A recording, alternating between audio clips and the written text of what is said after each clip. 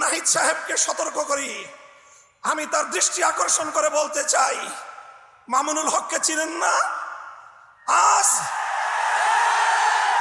আজকে ফ্যাসিবাদ বিলোপ হওয়ার 1.5 মাসের মাথায় আমার বিরুদ্ধে অনলাইনে ফেসবুক কর্তৃপক্ষ সহ ইউটিউব কর্তৃপক্ষ সহ অঘোষিত নিষেধাজ্ঞা জারি করে রেখেছে। আমার নিউজ কভার করে এই পর্যন্ত বাংলাদেশে প্রায় শতাধিক জাতীয় নিউজ পোর্টাল তারা রেস্ট্রিকশনের শিকার হয়েছে। আপনারা ওখানে বিলাসিতা করেন।